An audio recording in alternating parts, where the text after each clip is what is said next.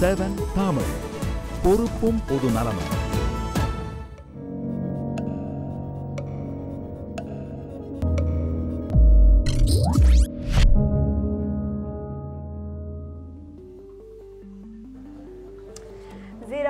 உங்களை வரவேற்பது பனிமலர் மற்றும் ஹாசி. பனிமலர், நாளை மறுதினம் இலங்கையில் அதிபர் தேர்தல் நடைபெற இருக்கின்றது. இந்த தேர்தலை பொறுத்தவரை, அதாவது இந்தியாவினுடைய அண்டை நாடான இலங்கையில் தேர்தல் நடைபெற இருக்கின்றது என்ற அடிப்படையில் இந்தியா முக்கியத்துவம் வாய்ந்ததாக இந்த தேர்தலை பார்க்கின்றது. அதே போல உலக அளவில் இலங்கை அமைந்திருக்கக்கூடிய அந்த பகுதி என்பது கேந்திர முக்கியத்துவம் வாய்ந்த பகுதி. இந்திய பெருங்கடலின் மிக முக்கியமான பகுதியில் இலங்கை அமைந்திருக்கின்றது.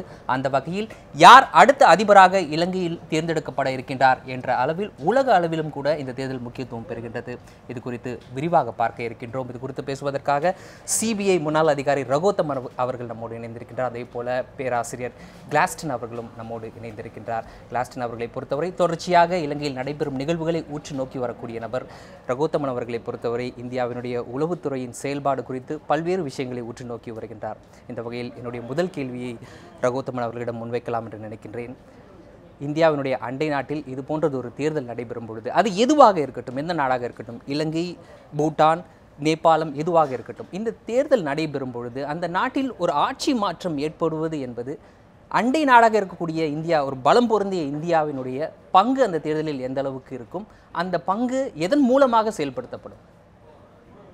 இப்போ இந்த எலெக்ஷன், அந்த ஸ்ரீலங்கன் எலெக்ஷன், இது ரொம்ப ரொம்ப இம்பார்ட்டண்ட். ஏன்னா இது இந்த நாள் வரைக்கும் நடந்த பிரசிடென்ஷியல் எலெக்ஷனை விட it has attracted not only Indians attention but all over the world attention. இது காரணம் என்னென்னு, ஒரு மெயின் காரணம் நம்ம இந்தியாவை பொறுத்தவரையில் எல்டிடி இதை 2009 they have eliminated it. அந்த ஒரு அட்வான்டேஜ் தான் அந்த ராஜபக்ஷேவுக்கு இருந்தது. Only advantage of Rajapaksa is that he eliminated the LTTE. And that is why the insurgency ஒழிச்சிட்டோம், terrorism ஒழிச்சிட்டோம். That was the reward he was getting it. Then the subsequent act, our president ஆன பிறகு, அந்த victory ஆன பிறகு, இந்தியாவுக்கு எதிராக எந்த செயல்பாடுகளை ஈடுபடக்கூடாது என்று நினைத்தோமோ அதை இலங்கை அரசாக செயல்பட்டு வருகிறது. China intrusion. See, the India Sri Lanka காவிலே only to prevent American intervention in Sri Lanka. But after 2009, the change of attitude towards foreign policy of Sri Lanka with நம்ம Indian government totally change ஆயிடுச்சு.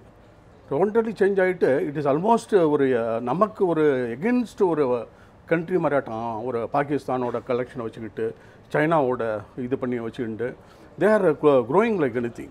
So இந்த டைமில் இந்த Rajapaksa government இந்த எலெக்ஷனில் ஒன்று அவருடைய வெற்றிக்கு பாடுபடுகிறதா தோல்விக்கு பாடுகிறான் தான் அந்த கருத்து வேறுபாடு. இரண்டாவதாக இது மைனாரிட்டி வர்சஸ் மெஜாரிட்டி எலெக்ஷனாகவும் இருக்காங்க. மூன்றாவதாக இது it is a challenge to India also. இவர் திரும்பி வந்தார்னா நம்ம இந்தியா எனக்கு ரிலேஷன்ஸ்னு சொல்கிறாரு, நாட் நெய்பர் கண்ட்ரின்னாரு. India is my relative, the others are neighbours அப்படின்றாரு. இந்த பாலிசியை எலெக்ஷன் ஆன பிறகும் இதே நேரத்தில் சீனா என்னுடைய நண்பர் என்ற ஒரு கருத்தையும் கூட அவர் முன்வைத்திருக்கின்றார். கிளாஸ்டன் அவர்களிடம் இந்த கேள்வி, ஒரு நாட்டில், அதாவது ஒரு பலம் பொருந்திய நாடு, அதன் அருகில் இருக்கக்கூடிய ஒரு சிறிய நாடு, அந்த நாட்டை தன்னுடைய ஆளுமையின் கீழ் வைத்திருப்பதற்கு அந்த நாட்டிற்குள் நிலவக்கூடிய ஒரு வேறுபாடு, இரண்டு குழுக்களுக்கிடையோ அல்லது இரண்டு இனங்களுக்கிடையோ நடைபெறக்கூடிய அந்த வேறுபாடு, அந்த கருத்து வேறுபாடை ஒரு நாடு எந்த அளவுக்கு சாதகமாக தனக்காக பயன்படுத்தி கொள்ள முடியும் வரலாற்று ரீதியாக? பெரும்பான்மையான நாடுகள் நம்முடைய வெள்ளைக்கார முன்னோர்களிடமிருந்து நிறைய கற்றுக்கிட்டோம். நம்ம ஒரு வீடை சரியாக நிர்மாணிக்கணும்னா அது ரெண்டாக பிரிச்சுருங்க. அவங்களுக்குள்ளார சண்டை போட்டுக்கிட்டு இருப்பாங்க, நீங்கள் உங்களுக்கு பண்ண வேண்டியதெல்லாம் நீங்கள் பண்ணிக்கிட்டு போய்கிட்டே இருக்கலாம். இதுதான் கடந்த 6-7 ஆண்டுகளாக நம்ம பார்த்துக்கிட்டு இருக்கிற ஒரு விஷயம். இன பிரிவுகள் அப்படிங்கிறது இயல்பாக நடக்கக்கூடிய ஒரு விஷயம். இந்த இனப்பிரிவுகளை அரசியலுக்காக பயன்படுத்துறது அப்படிங்கிறதுக்கு ஒரு தனியான ஒரு சாத்திரம் தேவை இருக்குது. அதை அந்த நாட்டினுடைய அதிபரும் சரி, அந்த நாட்டை சார்ந்தவர்களும் சரி அதை நல்லாவே பயன்படுத்தியிருக்காங்க. ஆனால் இதை எப்படியெல்லாம் இதை பிரித்து பார்த்தாங்கன்னா, ராஜபக்சேனுடைய மிகப்பெரிய அரசியல் தந்திரமானது எந்த ஒரு கட்சியையோ அல்லது எந்த ஒரு அமைப்பையோ ஒரே மாதிரி இணைத்து கொண்டு வரதுக்கான திறமை இல்லை. ஆனால் அதை பிரிக்கிறதுக்கான திறமை நிறைய இருந்திருக்கு. அது ஜேவிபியாக இருந்தாலும் சரி, அந்த நாட்டினுடைய இடதுசாரி கட்சியான ஜேவிபியை ரெண்டாக உடைக்கிறாங்க.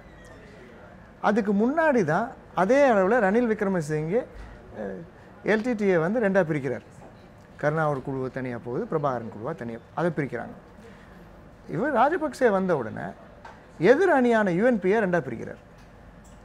விமல் வீரவன்சவுடைய அணியை திரும்ப 2ஆக, ஏற்கனவே பிரிஞ்சிருந்த ஜேவிபியை மீண்டும் பிரிக்கிறார். அப்புறம் புத்த பிக்குகளுக்கான அமைப்புகளை 2ஆக பிரிக்கிறார். பிரிக்கக்கூடிய சக்திகள் வெளிநாட்டு சக்திகளுடைய கை இந்த பிரிக்கக்கூடிய வேலையில் எந்த அளவுக்கு இருக்கும் என்று நினைக்கிறேன். வெளிநாட்டு சக்தி இதில் இருக்கணும்னு தேவையே கிடையாது. பிரிக்கிறதுக்கு உள்நாட்டு சக்தி இருந்தால் போதும். ஏன்னா பிரித்து இருக்கும் பொழுது உங்களுடைய ஆட்சியை நீங்கள் என்ன சொல்கிறீங்களோ அவங்களோட மைனாரிட்டி ஆக்கிடுறீங்க. அவங்க நீங்கள் சொல்கிறத கண்டிப்பாக கேட்க வேண்டிய கட்டாயத்துக்கு தள்ளப்படுறாங்க. இந்த கட்டாயப்படுத்தி அவர்களுக்கு கட்டாயத்தின் பேரில் அவர்களுக்கு பதவியும் மற்றும் அதுக்கு தேவையான விஷயங்களை கொடுக்கும் பொழுது அவங்க என்ன பண்ணுவாங்க, உங்களுக்கு ஒரு பாத்திரம் உள்ளவர்களாக, உங்களுக்கு நம்பிக்கை உள்ளவர்களாக, நம்பகத்திறன் உள்ளவர்கள் மாதிரி இருப்பாங்க. ஆனால் இன்றைக்கி நடந்திருக்கிறது ஒரு மிகப்பெரிய மாற்றம். இலங்கை வரலாற்றிலேயே இந்த மாதிரி அணிதிரட்டல் நடந்தது கிடையாது. இன்றைக்கி எப்படி ஆயிடுச்சுன்னா, ஒரு அதிபர் அவருக்கு எதிராக இருக்கக்கூடிய எல்லா கட்சிகளும், ஏறக்குறைய எல்லா கட்சிகளும் ஒன்று திரண்டுறாங்க. இந்த அணிதிரட்டலானது நம்ம மற்ற நாடுகளில் பார்த்துருக்கோம். குறிப்பாக நம்ம சொல்ல போனால் சிலி நாட்டில் 1988ஆம் ஆண்டு இதே மாதிரி நடந்தது. அதே மாதிரி 2000ஆவது ஆண்டில் செர்பியாவில் இதே மாதிரி அணிதிரட்டல் நடந்தது. ஆனால் இதுக்கு பின்னாடி நிறைய காரணங்கள் இருக்குது. ஏன் இந்த மாதிரி ஒருவர் பின்னாடி இவ்வளோ பேர் அணி திரளும்னா ஒருவரால் செய்ய முடியாது. இதுக்கு பல்வேறு சக்திகள் இதுக்கு காரணமாக இருக்குது. அந்த அணிதிரட்டல் அப்படி நம்ம பண்ணும் பொழுதே அதுக்கு ஒரு முக்கியமான விஷயம், மக்கள் மனதில் மாற்றம் என்பது ஆணித்தனமாக தெரியுது. மாற்றம் தேவை. ஏன்னா இருக்கிறது எல்லாத்தையும் நீங்கள் வந்து உங்களுக்கே தக்க வச்சுக்கொள்ள முடியாது. 4 நண்பர்கள், 4 சகோதரர்கள் மட்டுமே சேர்ந்து ஒரு நாட்டை நிர்மாணிக்கிறாங்க அப்படின்னு சொல்லும் பொழுது அவர்களுடைய உற்றார்கள், உறவினர்கள் எல்லாம் சேர்ந்து தான் அதை பண்ண முடியும். அதுக்கான மாற்றம் அப்படின்னு அந்த குரல் வலுத்து கொண்டு வரும் பொழுது அந்த குரலை யார் கொடுக்குறாங்க, முதல்ல அவர்கள் யார் பின்னாடி அணி திரளலாம்னு தான் காத்துக்கிட்டு இருந்தாங்க. அதனால தான் இந்த மிகப்பெரிய பின்னடைவு அவருக்கு இன்றைக்கி ஏற்பட்டிருக்கு. ஆகவே இது மக்கள் எதிர்பார்த்த ஒரு மாற்றம், மக்கள் எதிர்பார்த்த ஒரு பிளவு. அதன் அடிப்படையில் எதிர்கட்சி, அதாவது எதிர் அணியில் திரண்டிருக்கக்கூடிய அந்த எதிர் அணியில் திரண்டிருக்கக்கூடிய அந்த நபர்களுக்கு மக்கள் தங்களுடைய வாக்கை பதிவு செய்வதற்கான வாய்ப்பு அதிகமாக இருப்பதாக நீங்கள் கருதுகிறீர்கள்? ஆமாம், அது உண்மையிலே அப்படி தான் நம்ம பார்க்கணும். ஏன்னா இந்த கருத்தை நம்ம பதிவு பண்ண வேண்டியிருக்கு. எதிர்கட்சி அப்படின்னு சொன்னீங்கன்னா அணி திரட்டுறது ரொம்ப சிரமம். கண்டிப்பாக. அதனால தான் இன்றைக்கி நம்ம என்ன சொல்கிறோம், பொது வேட்பாளர் அப்படின்னு அறிவிக்கிறாங்க. பொது வேட்பாளர் அப்படின்னு சொல்லும் பொழுது அப்போ இருக்கக்கூடிய ராஜபக்சே பொது இல்லாத வேட்பாளரா, தனிப்பட்ட வேட்பாளரா? இல்லை, அவரும் பொது வேட்பாளர் தான். ஆனால் அவர் கட்சியை சார்ந்து நிற்கிறார். மற்றவங்க எல்லா கட்சிகளும் சேர்ந்து இவரை முன்னிறுத்துறாங்க, ஒருவரை முன்னிறுத்திருக்கிறார்கள். இந்த சூழலில் இந்த அரசியல், அதாவது இந்த குறிப்பிட்ட தேர்தல் என்பது உலக அளவில் முக்கியத்துவம் வாய்ந்ததாக கருதப்படுவதற்கான காரணம் என்ன என்பதை விளக்கக்கூடிய ஒரு செய்தி தொகுப்பை பார்த்து விடலாம்.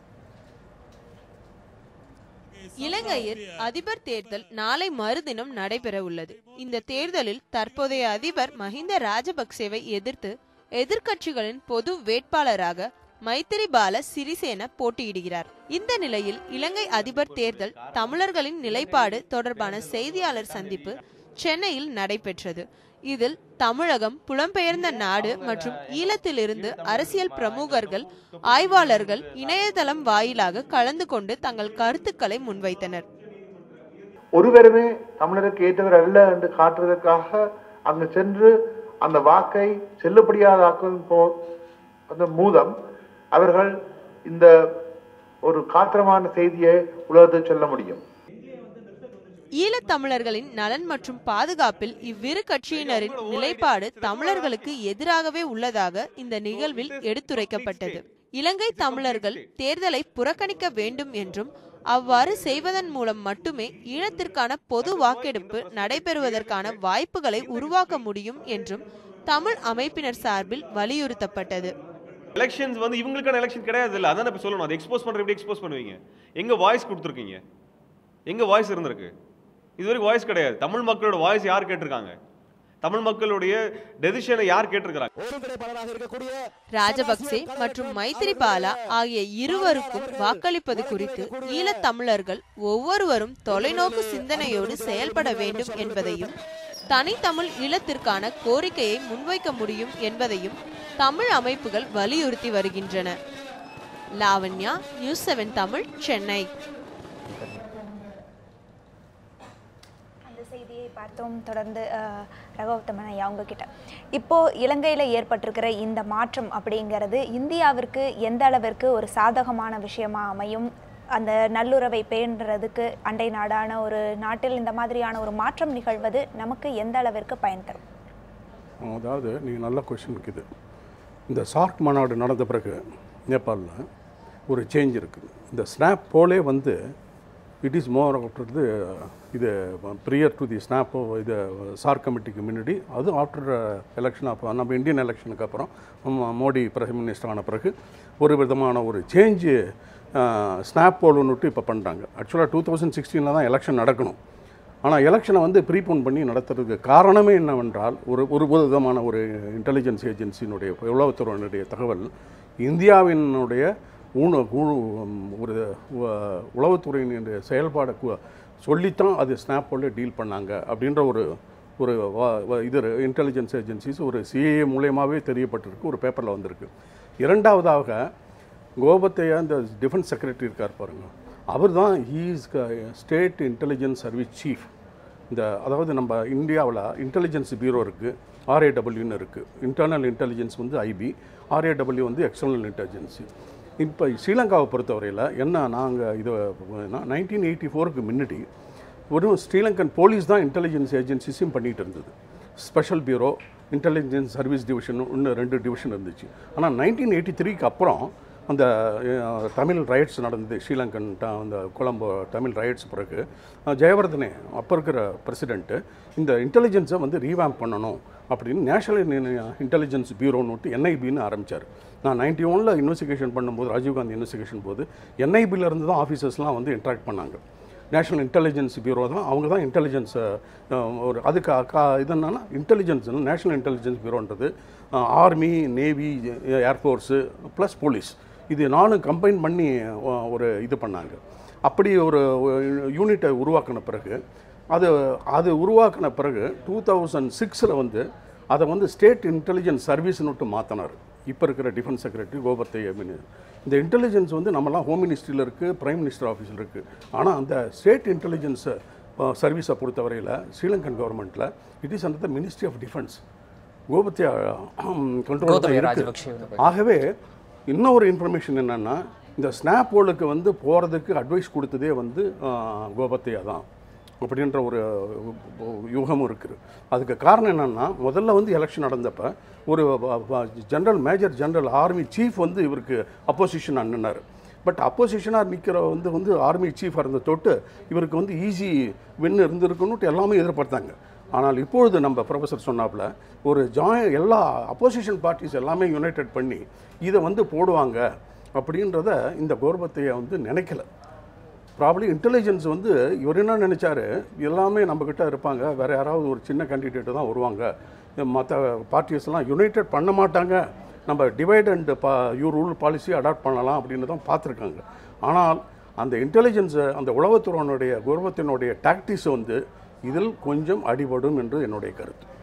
உங்களிடம் இந்த கேள்வி, தொடர்ச்சியாக இலங்கையில் நடக்கக்கூடிய நிகழ்வுகளை பார்த்து வரக்கூடிய நீங்கள், அமெரிக்காவை பொறுத்தவரை தற்போது இலங்கையில் ஒரு மாற்றம் ஏற்படுவது என்பது அமெரிக்காவுக்கு எந்த அளவுக்கு சாதகமாக இருக்கும்? இந்த தேர்தலை அமெரிக்கா எப்படி பார்க்கும் என்று நீங்கள் நினைக்கிறீர்கள்? அமெரிக்காவை பொறுத்தவரையில் கடந்த 5 ஆண்டுகளாக நம்ம பார்க்கணும். அந்த வரலாற்று ரீதியாக 5 ஆண்டுகளில் 3 முறை ஐநாவினுடைய மனித உரிமை அமைப்பில் தொடர்ந்து மனித உரிமை பிரச்சனைகளை, இலங்கையினுடைய நடந்தேறிய மனித உரிமை மீறல்களை மீண்டும் மீண்டும் முன் வச்சு அந்த வாக்குகளை வெற்றி பெற்று வந்திருக்காங்க. அப்போது இதை வந்து அங்கே கொடுத்த பரிந்துரைகளை இந்தியா தலையீட்டுக்கு அப்புறம் அந்த பரிந்துரைகளை மிகவும் ரொம்ப ஒரு அடிக்கப்பட்ட அந்த பரிந்துரைகளை கூட இலங்கை வந்து அதை வந்து நிறைவேற்ற முடியல, பண்ணலை. அதே மாதிரி அமெரிக்காவினுடைய பரிந்துரைகள் எதுவுமே அதை ஏற்காத பட்சத்துலையும் ஒரு சின்ன நாடு பெரிய நாட்டை எதிர்த்து நிற்கக்கூடிய அந்த ஒரு திமிரி நிற்கக்கூடிய அந்த துணி வந்து அமெரிக்காவுக்கு கண்டிப்பாக பிடிக்காத ஒரு துணி தான். அப்போ ஆட்சி மாற்றம் மட்டும்தான் அமெரிக்காவினுடைய அபிலாசைகளை அங்கே நிறைவேற்றுவதற்கான ஒரு வாய்ப்பாக இருக்குன்றது. அமெரிக்காவுக்கு தெற்காசியாவை பொறுத்தவரையில் போதுமான நண்பர்கள் இருக்காங்க. இந்தியாவும் அமெரிக்காவினுடைய நண்பர் தான். அதனால் புதிய ஒரு நண்பர் நம்ம 74 75 நடந்த மாதிரி வாய்ஸ் ஆஃப் அமெரிக்கா ஸ்டேஷன் அந்த மாதிரிலாம் அந்த வரலாற்று ரீதியாக நம்ம போக தேவையில்லை. தெற்காசிய அளவில் பிராந்திய ரீதியான வலுவான ஒரு நண்பர் வந்து இந்திய நாடு இருக்குது அமெரிக்காவுக்கு. ஆனால் இருந்தாலும் அமெரிக்கா போன்ற வலுவான நாடு சொல்கிறத இலங்கை கேட்க மறுக்கும் பொழுதும் இலங்கை அதுக்கு அமெரிக்காவுக்கு எதிர்த்து நிற்கக்கூடிய அந்த துணியானது வந்து கண்டிப்பாக அமெரிக்காவுக்கு ஒரு நெருடலை ஏற்படுத்த தான் செய்யுது. ஆனால் ஆட்சி மாற்றம் அப்படின்னு சொல்லி அமெரிக்கா தீர்மானித்தது என்றால் கண்டிப்பாக அந்த நாட்டில் ஆட்சி மாற்றத்தை ஏற்படுத்தியே தீர்வார்கள். ஏன்னா இது தென் அமெரிக்க நாடுகளில் பல்வேறு நாடுகளில் இந்த நாடகம் அரங்கேறி இருக்கு. நீங்கள் வந்து மெக்சிகோவிலேருந்து அர்ஜென்டினா வரைக்கும் நாடுகள் எடுத்து பார்த்தீங்கன்னா தொடர் மாற்றங்கள். அதே மாதிரி ஐரோப்பிய கண்டத்திலையும் இந்த மாதிரி மாற்றங்கள் தொடர்ந்து நடந்திருக்கு. இதுக்கெல்லாம் கண்டிப்பாக அமெரிக்காவுக்கு இதில் ஒரு மிகப்பெரிய ஒரு பங்கு இருக்கும் அப்படிங்கிறது தான் எல்லாத்தினுடைய ஒரு கணிப்பாக இருக்குது. கண்டிப்பாக இது குறித்து விரிவாக தொடர்ந்து பேசலாம் ஹசீப். ஒரு சிறிய இடைவேளைக்கு பிறகு 0R தொடரும்.